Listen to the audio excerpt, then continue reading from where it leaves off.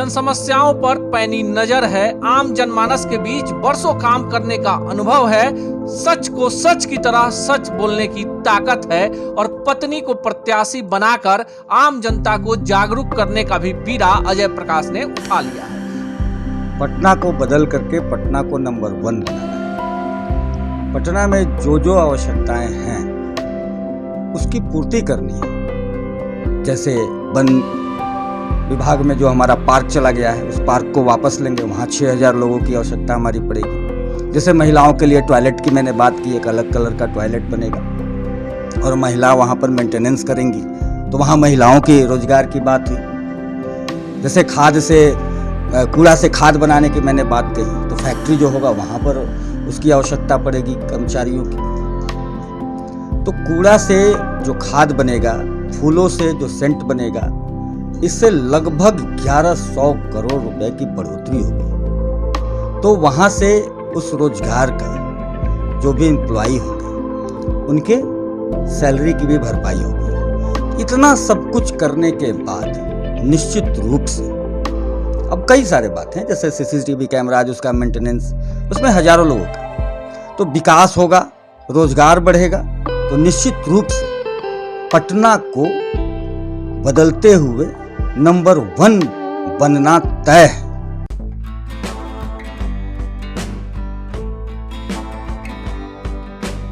नमस्कार, मेरा नाम अनूप नारायण सिंह है और आप बिहारी खबर के डिजिटल प्लेटफॉर्म को देख रहे हैं। एक अंतराल के बाद फिर से पटना में मेयर पद की जो कवायद है वो प्रारंभ हो गई है। 28 दिसंबर को चुनाव होगा और उसके बाद परिणाम 30 दिसंबर को आएगा। लेकिन जो अब की लड़ाई है तब की लड़ाई से एकदम अलग हो गई है और जो टॉप 3-4 में जो प्रत्याशी हैं उन तक हम पहुंच रहे हैं और उनकी प्राथमिकताएं जान रहे हैं कि पटना में मेयर पद का चुनाव जो बीच में स्थगित हो गया, इस बीच का जो काल था, आपको लग रहा होगा कि चुनाव प्रचार नहीं हो रहा है, लेकिन जो प्रत्याशी इस बीच के काल में 75 वार्ड में घर घर जा पहुंचा वो प्रत्याशी थे डॉक्टर अजय प्रकाश जी और इनकी पत्नी यहां से उम्मीदवार हैं बीना कुमारी, जिनका चुनाव चिन्ह है तुरही छाप और ईवीएम क्रमांक पर 24 नंबर पर है। डॉक्टर अजय प्रकाश को आप जानते होंगे, एक्यूप्रेशर के डॉक्टर हैं, आयुष मंत्रालय में ये एक वरिष्ठ सदस्य रह चुके हैं, भाजपा के कार्यकर्ता रहे हैं। लड़ाई अब आमने सामने की है और इस बीच में क्या पटना के 75 वार्ड के 17,25,000 मतदाता जो हैं इस बार 24 नंबर क्रमांक पर तुरही पर बटन दबाकर अजय प्रकाश के अभियान की एक बढ़िया प्रतिध्वनि निकाल पाएंगे? कई सारे सवाल हैं, आइए जान लेते हैं अजय प्रकाश जी से। सबसे पहले आपका स्वागत है। बहुत बहुत धन्यवाद। चुनाव की प्रक्रिया शुरू हो गई, एक बार फिर स्थगित हो गया, फिर शुरू हो गया, इस बार क्या रणनीति? निश्चित रूप से रणनीति तो एक ही है, पटना को बदल करके पटना को नंबर 1 बनाना है। पटना में जो जो आवश्यकताएं हैं उसकी पूर्ति करनी है और उसकी पूर्ति करने के क्रम में चाहे वो महिलाओं की आवश्यकता हो, चाहे वो पुरुषों की हो, चाहे बुजुर्गों की हो या बच्चों की हो, चाहे वो स्वच्छता का हो, कूड़ा निष्पादन का हो या फिर महिलाओं के किसी भी समस्या का हो, शिक्षा का हो, स्वास्थ्य का हो। इस बार तो आप देख भी रहे हैं ना, पहले के चुनाव में जो मुद्दा हुआ करता था सिर्फ नाले की सफाई और कूड़ा का निस्तारण, बस यही कि ये नहीं कर पा रहे हैं लोग, हम करेंगे। लेकिन एक्चुअली पहले भी मैं बता चुका हूँ कि मेयर की जिम्मेवारी जो है, महापौर की जिम्मेवारी जो है, वो शहर के हर क्षेत्र में है और निश्चित रूप से वो करना है। और वो इस कदर करना है कि जो पुराना इतिहास हमारा रहा है पटना का, हर चीज़ में नंबर 1 ज्ञान की धरती रही है और यहाँ से ज्ञान जो है संपूर्ण विश्व में गया है, उस स्तर के ज्ञान की धरती रही है। उसी स्तर पर लाना है कि भारत के सभी शहर ये देखने आवें कि पटना कैसे कायाकल्प हो गया और उसकी आवश्यकता भी है।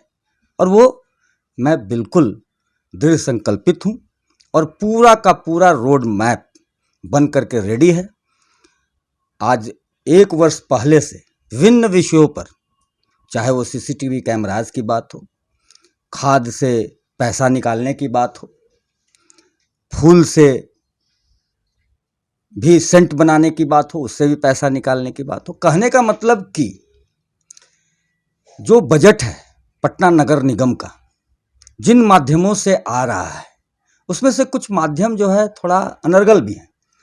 जैसे कूड़ा का घर से उठाओ, ये तो नगर निगम की जिम्मेवारी है।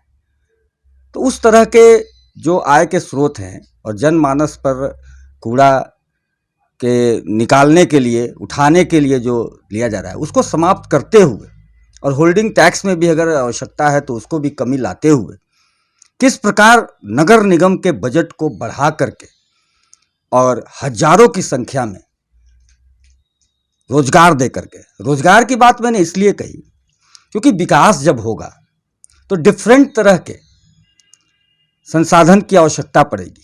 जैसे वन विभाग में जो हमारा पार्क चला गया है उस पार्क को वापस लेंगे, वहाँ 6000 लोगों की आवश्यकता हमारी पड़ेगी। जैसे महिलाओं के लिए टॉयलेट की मैंने बात की, एक अलग कलर का टॉयलेट बनेगा और महिला वहाँ पर मेंटेनेंस करेंगी, तो वहाँ महिलाओं के रोजगार की बात हुई। जैसे खाद से, कूड़ा से खाद बनाने की मैंने बात कही, तो फैक्ट्री जो होगा वहाँ पर उसकी आवश्यकता पड़ेगी कर्मचारियों की। सेंट बनाने की फैक्ट्री अगर मैं बात करूँ तो वहाँ पर कर्मचारियों की आवश्यकता पड़ेगी। वैसे वैसे बहुत जगह, जैसे कि बैटरी संचालित जो भी गाड़ियाँ हैं उससे पर्यावरण भी संरक्षित रहेगा, धुआं नहीं निकलता है, तो उसको रिचार्ज करने की जो बात है वहाँ उसकी व्यवस्था में भी नए रोजगार की बात होगी। तो रोजगार तो आ गया, लेकिन सैलरी जो है वो कहाँ से आ रही है भाई?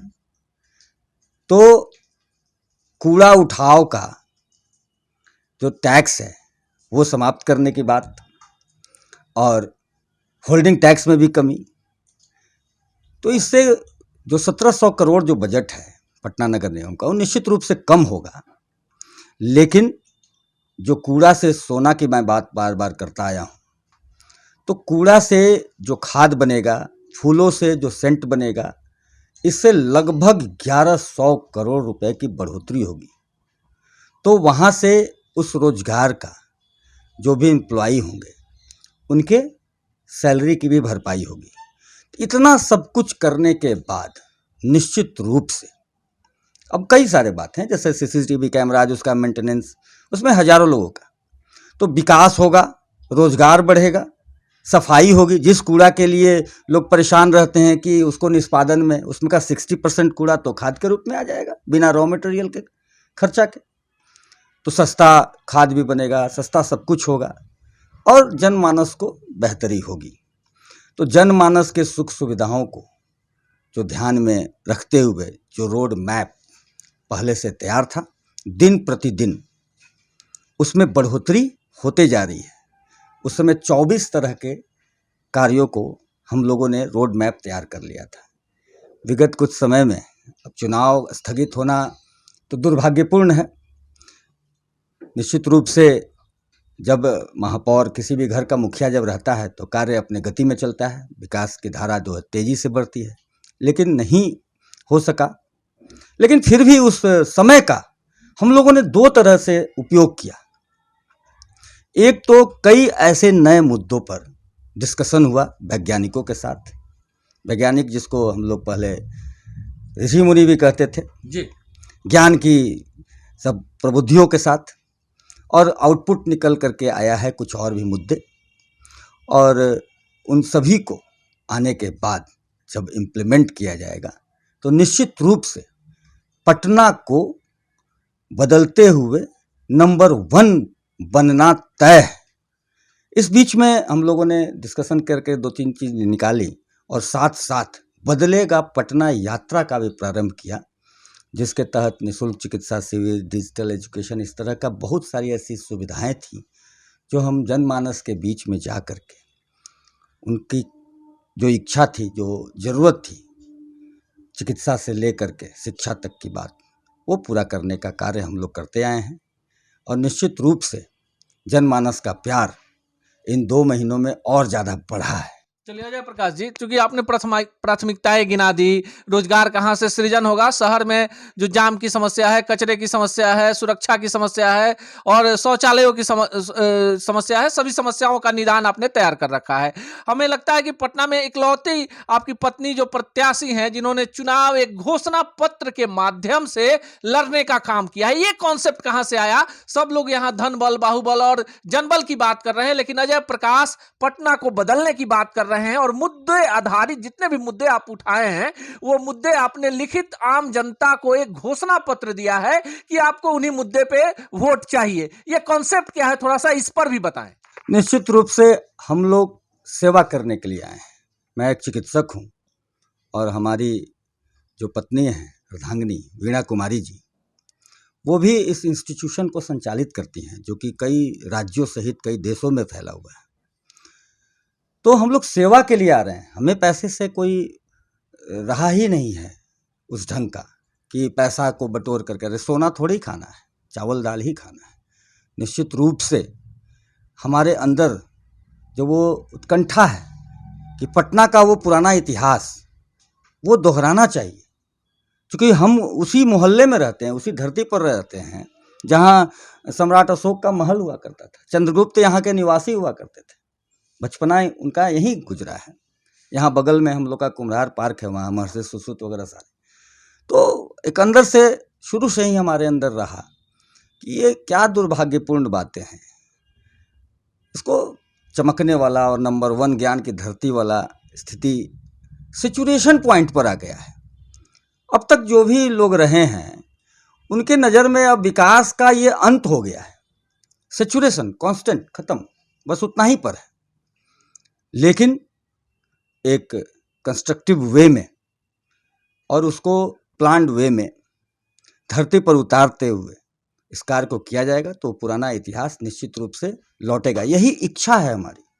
अब देखिए ना, जनमानस का प्यार, अब हम लोग को जीतने में जिस प्रकार जनमानस का प्यार मिल रहा है, इसके लिए मैं जनमानस को बहुत बहुत धन्यवाद भी देता हूँ आपके चैनल के माध्यम से जी। और निश्चित रूप से हर तरीके से हम लोग को सहयोग मिल रहा है।